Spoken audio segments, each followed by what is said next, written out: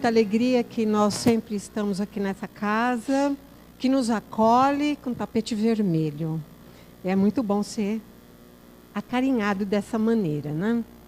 Nós estávamos aqui cantando junto e meditei sobre um assunto. Porque falo de mim, adoro cantar, mas sou desafinada. Só que quando todos nós doamos a nossa contribuição, o coral ficou lindo, não foi? É claro que a gente tem a ajuda do Toninho, que dá o tom, que encobre os nossos desafios. Mas foi uma maravilha. E a música é uma oportunidade da gente rezar 2 vezes, né? Muito bom. Hoje eu trago para nosso estudo o capítulo do Evangelho, o verdadeiro homem de bem. Lá no Evangelho segundo o Espiritismo, no capítulo 17, nós temos um texto. O verdadeiro homem de bem é aquele que pratica a lei de justiça, amor e caridade na sua maior pureza. Se interroga a sua consciência sobre os seus próprios atos, pergunta se não violou essa lei, se não cometeu o mal, se fez todo o bem que podia, se não deixou escapar voluntariamente uma ocasião de ser útil, se ninguém tem do que se queixar dele, enfim, se fez aos outros aquilo que queria que os outros fizessem por ele.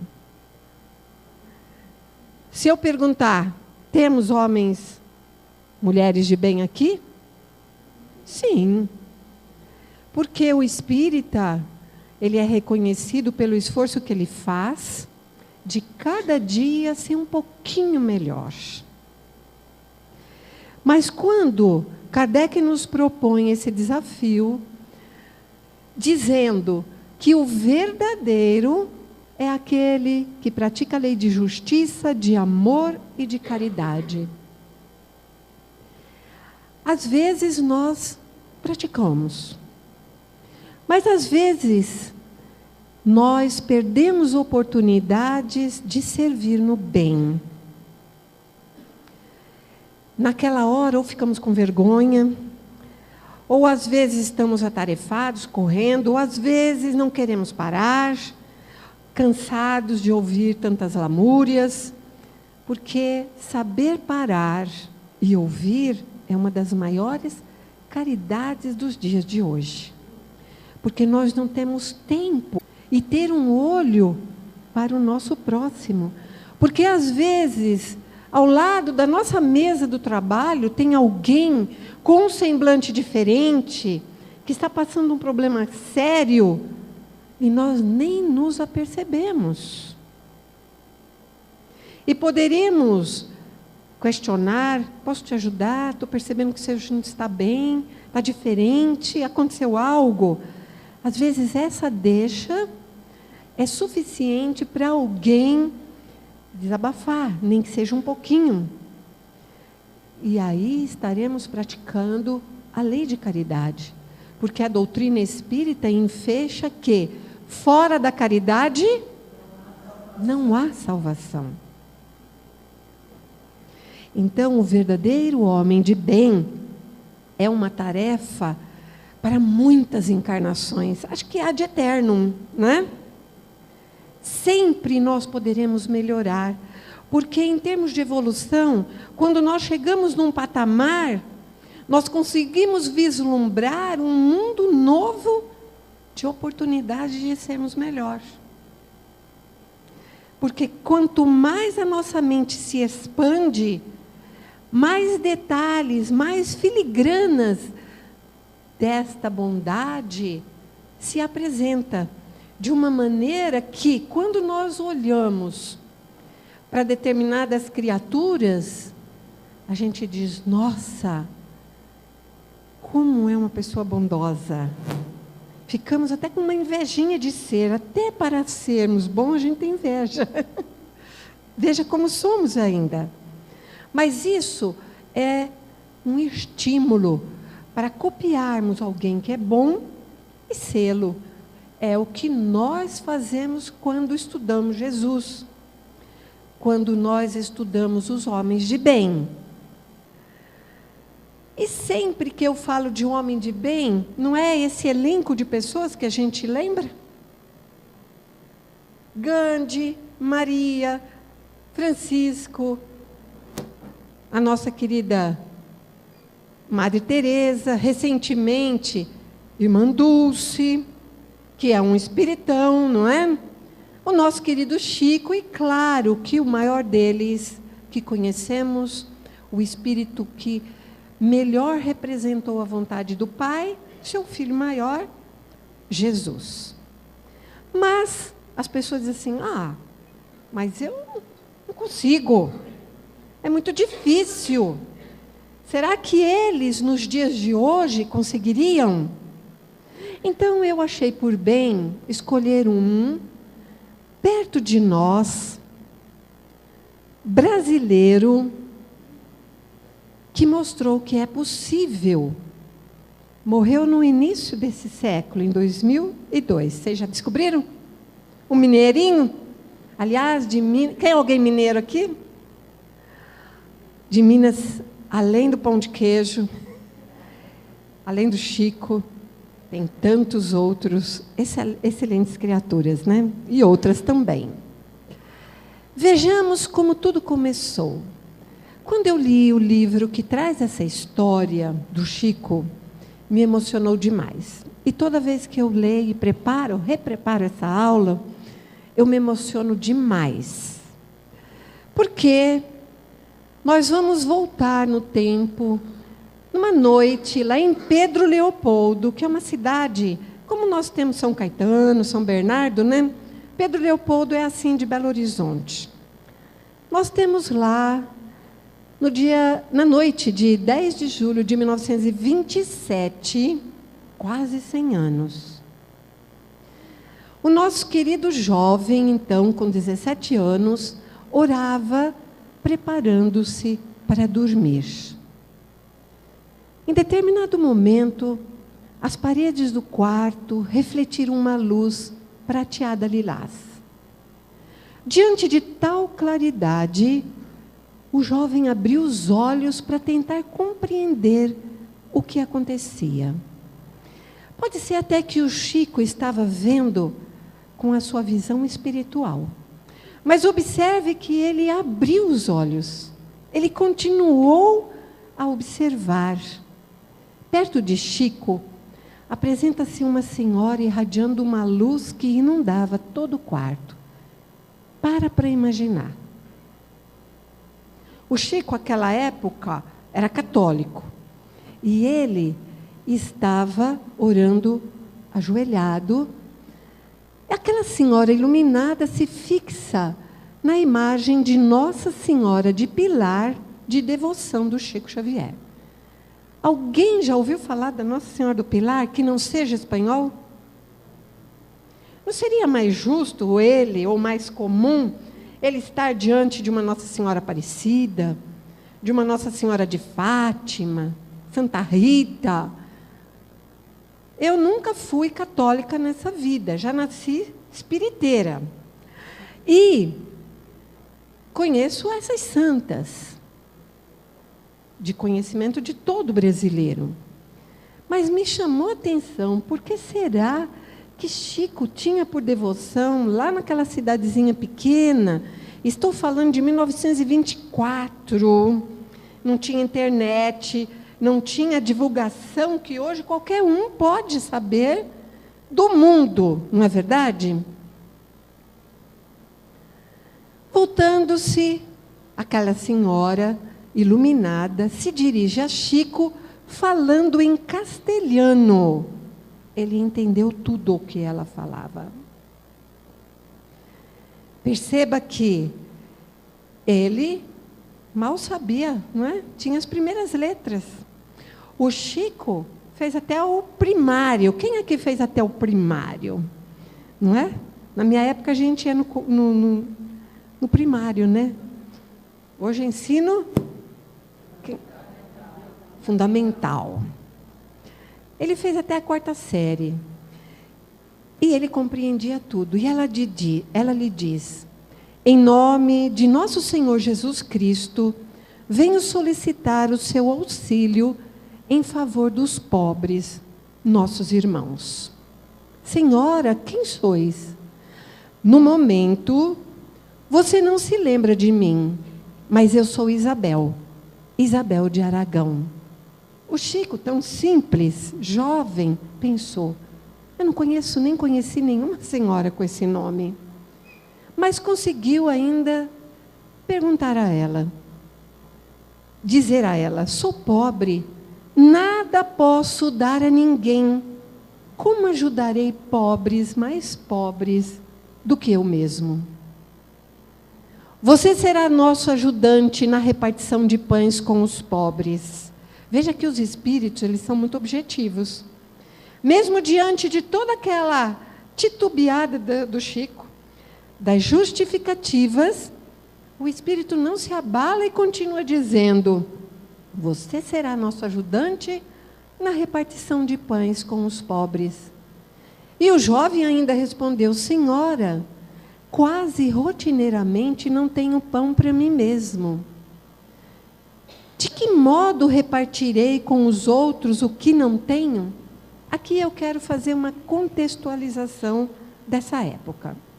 A minha mãe, meu pai nasceu em 24, minha mãe em 34.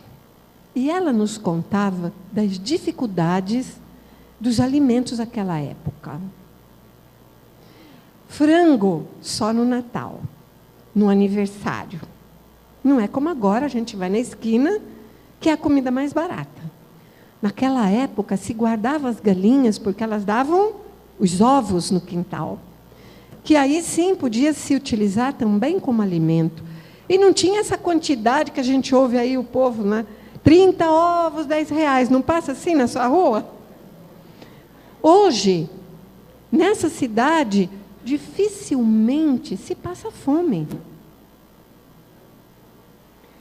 Nesta época, as pessoas contavam os grãos de feijão. Era tudo muito difícil.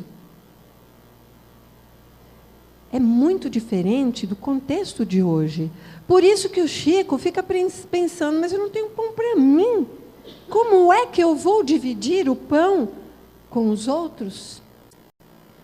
E o Espírito diz: os tempos chegarão e você terá os recursos necessários. Dizendo de quem é Portugal e Espanha.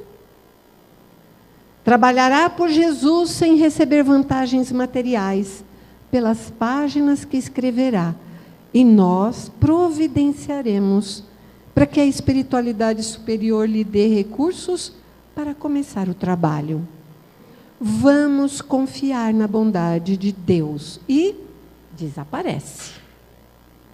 O Chico diz que dali para diante, a emoção desse encontro, porque quando nós temos uma ideia, quando estamos dentro de uma casa como essa, que nós adentramos, imbuídos da fé, da confiança, portanto, entramos em sintonia com o ambiente da casa, que foi preparada pelos benfeitores espirituais, nós não sentimos um impacto vibratório positivo? Principalmente se você tiver uma mediunidade um pouco mais trabalhada, você chega nos ambientes, você imediatamente, é como se você escaneasse aquele ambiente. Você vai positiva ou negativamente, dependendo do espaço, você vai se ressentir. Quando nós estamos aqui cantando, quando nós estamos ouvindo o Evangelho, alguma coisa que nos toca, nós nos emocionamos. Foi o que aconteceu com aquele rapaz de 17 anos, que naquela época era quase um moleque, diferente de hoje, de um homem de 17 anos. A vivência é outra. Ele disse que passou a noite chorando, emocionado por aquele encontro iluminado. Cerca de 15 dias depois, apareceu-lhe um sacerdote e diz ter sido em 1336 Fernão Mendes, um dos confessores da Rainha Santa Isabel de Aragão, que se fez esposa do rei de Portugal, Dom Dinis, quando desenvolveu elevadas iniciativas de beneficência e instrução em Portugal e Espanha. Quem aqui mora perto da igreja de ali Santa Isabel, não é? Sem ser o Toninho, alguém? Quem já esteve lá? É uma bela igreja, ali, perto da Vila Formosa, em homenagem a ela. É interessante lembrarmos aqui que num dos livros do Chico, contando as fofocas da espiritualidade, ele disse que Dom Dinis, na verdade, reencarna mais tarde no Brasil, em Portugal ainda, e vem para o Brasil. E aqui ele começa a trabalhar ali no Parque Dom Pedro, que tinha os alagados, e ele andava para lá e para cá. Vocês sabem por que chama Ladeira Porto Geral? Que ali tinha um porto, se comercializava. E ele andava como as aves de pernaltas, né? E ele tem o cognome de Batuíra, que é um espírita que até hoje, ali perto da Rua Lava-Pés, ali perto do Cambuci, existe o centro que ele criou, porque a dor bateu à porta do Batuíra, porque ele perdeu um filho. E ele foi consolado na doutrina espírita. Até hoje esse centro espírita existe. Veja que hoje, se você vai a Portugal, em Coimbra, em frente da Faculdade de Direito, tem uma estátua enorme de Dom Dinis. Quando a gente vai lá e fala assim, um rei que reencarna ainda em Portugal, mas que renasce como, eu digo, um espiritão, através da dor, da perda de um filho, através do consolo da doutrina espírita, ele se reacende para o espírito eterno que somos, em busca da nossa evolução espiritual. Porque quando ele era Dom Dinis, ele judiou muito da mulher dele, né? Porque era daquela condição. 1300, nós estamos falando do século XIV. O Brasil não tinha nem sido descoberto, mas ela já era um espiritão. Foi ela, continua o padre Fernão Mendes, foi ela quem o visitou alguns dias nas preces da noite e prometeu-lhe assistência.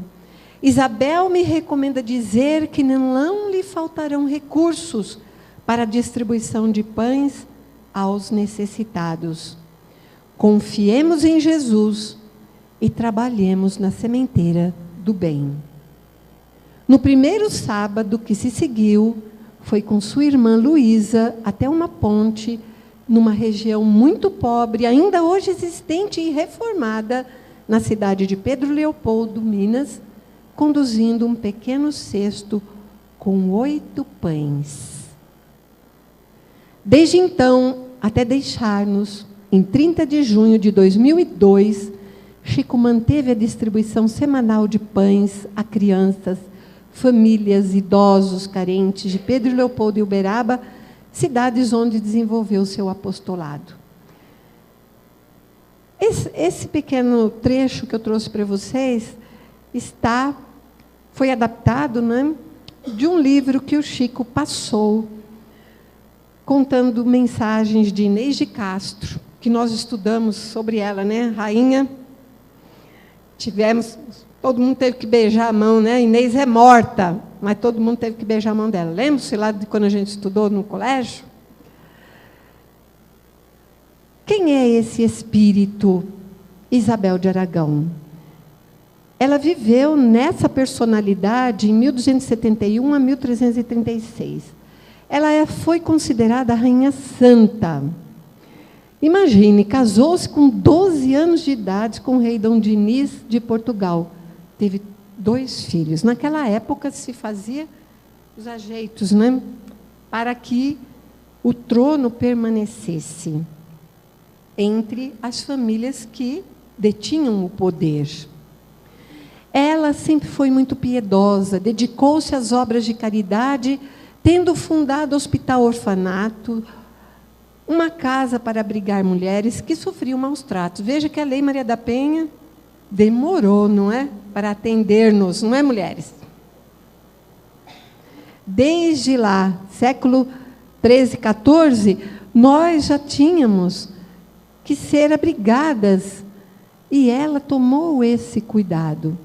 O seu filho torna-se rei e, após a morte do marido, ela retira-se para viver em um convento. Isabel ajudou Chico Xavier na preparação da sua missão na Terra.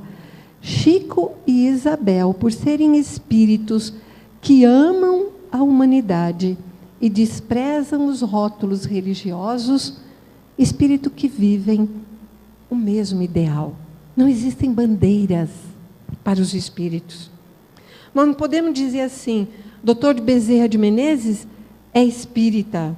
Ele se diz espírito, espírita, mas ele atende a todos. Houve a necessidade, lá eles estão. Isabel de Aragão, lá no século XIV, ela tinha por hábito sair disfarçada, levava pães às pessoas fora dos muros daquele castelo em que ela vivia. E isso fazia com que as pessoas que acabavam não gostando dela. Porque é assim, quando uma pessoa é muito boa e vai nos dar muito trabalho de chegar na condição dela, o que a gente faz? Puxa elas para baixo. Certa feita, aquelas que não gostavam dela, que queriam desmascará-la, conta para Dom Dinis. Era inverno. E ela sai com as suas amas, que lhes eram fiéis, a distribuir os pães. Colocavam em grandes aventais e escondiam, que elas usavam roupa até embaixo, né? E o rei foi até ela e diz: o que você tem aí? E ele diz: como assim? Estamos no inverno? A neve cobre o seu jardim de neve. Não há flor alguma. Deixe-me ver. E a hora que ela abre o avental, os pães tinham se transformado em rosas. E é assim que a Igreja Católica a representa, no simbolismo da caridade. Observe que a história dela conta-nos que ela não quis assumir o lugar do marido, preparou o filho, ficou com ele um tempo, até que ele pôde tomar o lugar do pai, e ela vai fazer aquilo que ela mais queria, que era atender os mais necessitados. Por isso que a doutrina espírita propõe: fora da caridade não há salvação. Todos os grandes espíritos passam necessariamente pela caridade, pela doação.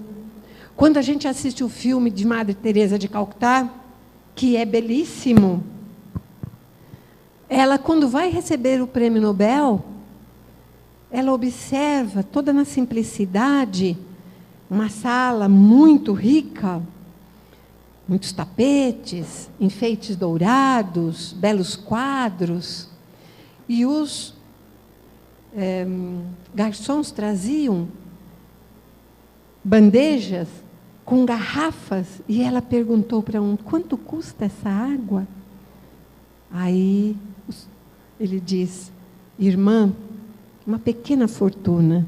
Quanto? Aí ela diz: nossa, com esse dinheiro de uma garrafinha, eu cuidaria de várias crianças.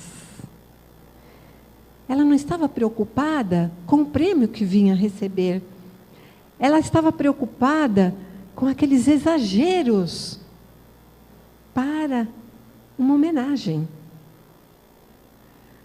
Nós precisamos buscar esses exemplos de maneira que nós entendamos o próximo, a dor do próximo, o carinho que devemos ter para com todos. Por isso que essa casa tem o pão do Chico, não é?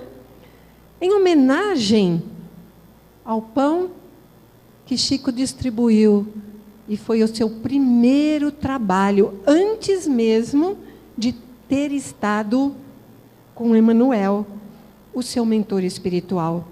E quando os espíritos dizem a Chico que ela ajudou na preparação dessa missão, que foi uma missão que envolve o planeta, não é pouca coisa o que o Chico fez. Distribuir consolo, ressignificar os ensinos de Jesus. O trabalho é gigantesco e ele esteve junto de nós. Quem aqui assistiu o seu filme? Quem não assistiu deve assistir, porque é um exemplo de caridade, de resignação. Quantos são os exemplos de sua mãe que tinha deixado ele órfão tão cedo? Sempre gosto de lembrar da história em que ele estava meio chateado, querendo responder, e a mãe lhe aparece e diz: use o remédio da água. Pede para ele procurar a água santa. E ele vai de farmácia em farmácia. Ele era muito simples, né? Muito ingênuo. Vai ao boticário e não encontra essa água santa. Até que a mãe dele aparece-lhe de novo e diz: meu filho, quando você estiver com vontade de dizer alguma coisa ruim para o outro, reclamar e coisa e tal, coloque um gole de água. E enquanto essa vontade não passar, não engula. De maneira que você não pode falar com água cheia, boca cheia, não é verdade? Essa é a água santa que deveríamos, muitas vezes. Quantas vezes nós nos arrependemos, porque a palavra, quando ela é dita, não tem mais volta, não é? Em O Livro dos Médiuns, de Allan Kardec, ali a gente consegue atestar o fato de que para uma pessoa encarnada poder ver e ouvir um espírito iluminado, precisa estar na mesma sintonia espiritual. Tem que haver simpatia, identidade espiritual entre ambos, sem o que a comunicação torna-se impossível em sua tangibilidade visual e auditiva. Nós estamos aqui num ambiente preparado. E quem não tem sintonia não vê os mentores espirituais. Bem que a gente gostaria, né? De ver o Dr. Bezerra de Menezes, tantos outros espiritões que nos ajudam, que enquanto nós estamos aqui falando e vocês ouvindo, estamos conectados com o mesmo pensamento. É hora deles trabalharem em nós. É na hora da palestra, na hora da música, na hora da mensagem, é que os espíritos efetivamente cuidam de nós, porque nós estamos concentrados no bem, aí estamos na mesma sintonia, e eles podem agir em nós. Um espírito encarnado, débil e hierarquicamente inferior, não tem condições espirituais para perceber tangivelmente um espírito iluminado. Como todos nós, esse homem de bem provou que é possível. Por quê? Ele é como nós. Primeiro, a dúvida, não foi assim? Depois, a confiança. Quando vem o segundo emissário, ele diz: bom, não é coisa da minha cabeça. Realmente, eu preciso arranjar um jeito. E aí, por fim, ele, junto com a sua irmã, parte para uma ação que se perpetua. Toninho, me ajuda a ver o horário, viu? Você vai me falando, porque eu sou faladeira demais.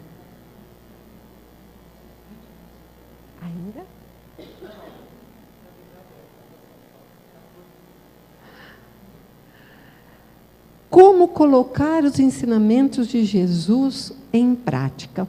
Porque o Mestre está sempre assim, indo à frente e nos aguardando, nos chamando. Deu-nos o Evangelho, deu-nos o Espiritismo, que é fez uma reorganização dos ensinos de Jesus, porque ele disse que mandaria o Consolador, aquilo que naquela época nós não entendíamos. Nem o básico nós não conseguimos entender, não é? E aí ele disse, mais tarde eu vos enviarei o Consolador, para falar tudo aquilo que agora eu não lhes posso dizer. Entendemos? São passados mais de 2000 anos, e as lições mais simples do Evangelho, nós ainda patinamos para entender. E se entendemos, adaptamos para justificar os nossos atos ainda infelizes. O nosso querido Chico viveu muito bem, 92 anos. Psicografou mais de 450 livros, vendido 50 milhões. Nada recebeu. E estão publicados em quase todas as línguas. E hoje o Brasil, como através de Dr. Bezerra de Menezes, se trasladou da França para cá, o Espiritismo, agora nós que malbaratamos os ensinos do Mestre e de Kardec, estamos fazendo o movimento contrário. Vamos para lá, para fundar centros espíritas, para levar o Espiritismo, porque ele nasceu na França, que era o país que tinha, como dizia na época, luz, onde tudo que era de novo e de grandioso acontecia lá em Paris. Mas depois que Kardec desencarnou, sua esposa permanece por muito tempo, mantendo, de maneira que chegou até os nossos dias. E Kardec, na Revista Espírita, que era publicado à época que ele estava encarnado, surpreso observou que já lá eles entravam em contato com o Espiritismo e voltaram, assim que em 1800 e tanto lá, Olímpio, né, em Salvador, consegue fundar o primeiro centro espírita. E Kardec, se hoje ainda a gente vai para a Europa, eles acham que aqui só tem índio e mulher que dança carnaval, imagine em 1860 e pouco, não é? O que é que ele imaginava que tinha aqui? Só índio mesmo. Mas já existiam brasileiros compromissados por plantar as primeiras sementes da doutrina que vingaria, que é a nossa doutrina espírita no Brasil. Tudo isso é muito valioso. E Chico está tendo os seus livros submetidos a computadores para afiançar que realmente o estilo do livro é condizente com o nome que o assina. E todos eles estão dentro do rigor. Tanto que algumas cartas que foram psicografadas, cartas de consolação, onde mais ou menos 10.000 cartas Chico escreveu. Também assistiram esse filme? Maravilhoso! Quem perdeu um ente querido deve assistir esse filme, As Mães de Chico Xavier. Eu, particularmente, acredito que o aspecto consolador da tarefa do Chico se resume nas cartas. Porque só quem passou pela perda de um ente querido é que avalia o valor dessas cartas, que inclusive foram aceitas no judiciário, passadas por peritos grafotécnicos e elementos de convicção para juízes libertarem pessoas que em acidentes, não é, tinham vitimado esposa, amigo. tal a fidedignidade da mensagem do Chico, um verdadeiro farol a iluminar nossas mentes. Tão fiel ao espírito que a letra era exatamente do espírito que foi comprovado por peritos grafotécnicos. E é tão interessante que a família de Humberto de Campos entrou na justiça para conseguir direitos autorais dos livros, que depois ele passa a assinar-se como irmão X. Não é? Claro que a família perdeu. Não é? E toda a obra psicografada para as obras sociais que o Chico desenvolveu ao longo da sua tarefa aqui entre nós. Essas cartas de consolo, como o Toninho já adiantou para vocês, envolvem um trabalho que agora está acontecendo lá no Paz e Amor, que estamos entrando no nosso 15º ano, onde nós trabalhamos o luto, o acolhimento a quem perdeu um ente querido. Desse trabalho surgiu o nosso livro Deixe-me Partir. Essa é a nossa equipe, nós temos um amigo que vai também. Nesse dia que tiramos a foto, ele não estava. Mas é um grupo de poucas pessoas e nós temos acolhido muitas criaturas que chegam necessitados de entender: meu querido está bem? Não há dor maior, o Chico disse, que ele tinha percebido de todas aquelas multidão de criaturas que o procuravam diuturnamente, do que de um pai e de uma mãe que perdeu um ente querido. Na verdade, não perdeu. Eles apenas partiram antes.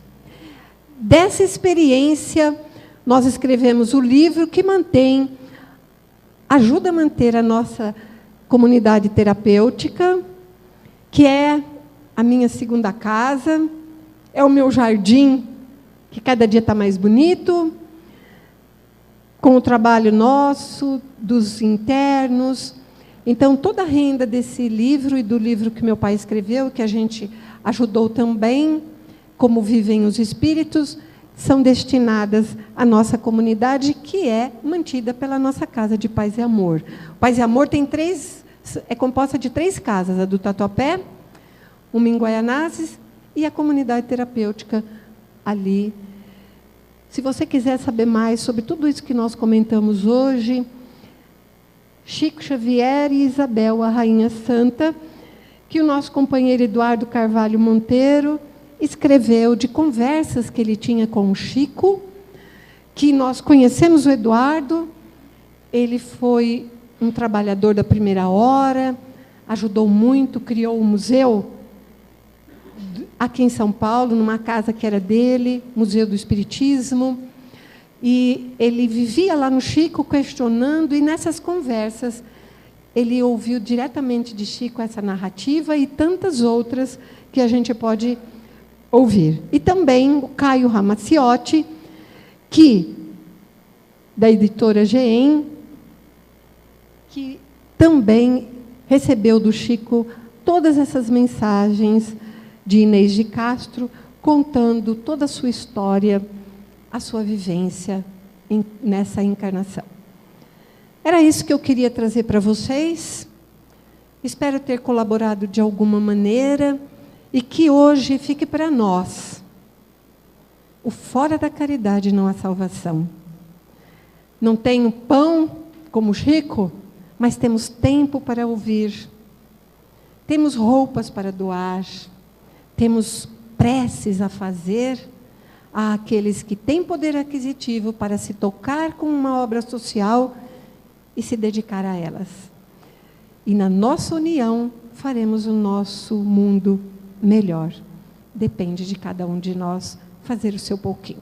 Que Jesus nos abençoe e agradeço muito a paciência de vocês em nos ouvir.